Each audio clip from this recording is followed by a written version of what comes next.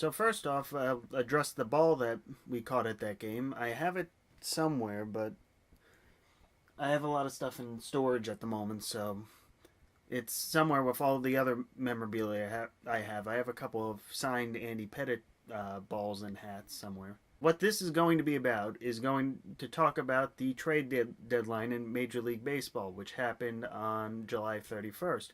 There was a lot of deadline deals, but I'd like to focus on a couple in particular.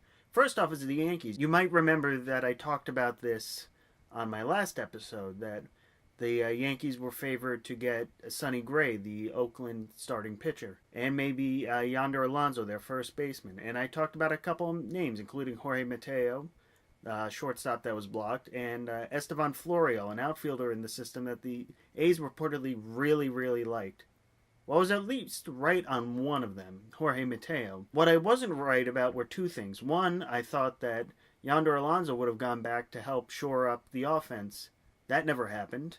And second off, Jorge Mateo was the only one of the four guys I named that actually went there. Even still, the guys that did go were injured.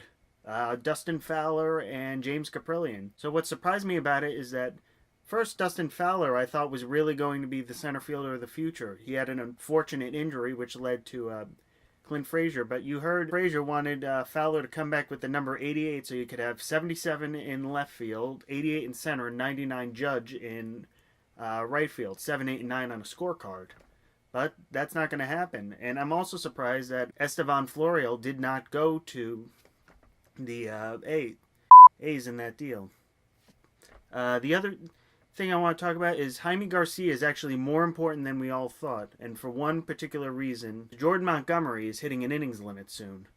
And I've actually looked this up. He has only 130 professional innings coming into this year, and he's currently at about 111. As much as I disagree with the thoughts about innings limits, he's going to be shut down after about 150, 160 innings. So that makes Jaime Garcia really important. Other things, the Astros, despite only making one move, they got Francisco Liriano from the Toronto Blue Jays. I don't think they really needed to make a move. They have a great mix of average and power. I have here Jose Altuve is hitting 365 and Josh Reddick's hitting 347. So that's two guys hitting above 330 on that team, and they have, I think, 4 or 5 guys at least who are hitting above 300. I don't think they needed to make another move. Other stuff, the Dodgers are a great example of how the international signings work. All their deals, Tony Watson and Yu Darvish, the majority of the prospects they gave up were international prospects. So that's a great example of how that is. And finally, the New York Mets, their surprising trade of to get AJ Ramos. That means they're going to contend next year. This year was probably a blip, they'll assume, and next year they'll go at it. They'll probably get some veterans out to augment their young players. Maybe a Lorenzo Cain type for center field, and an innings eater like even Jaime Garcia or CC Sabathia from the Yankees. Or even R.A. Dickey, if his option isn't picked up by the Atlanta Braves, might come back. Joe, I'll see you on Sunday, where hopefully we start talking about maybe more sports or something. See you guys then.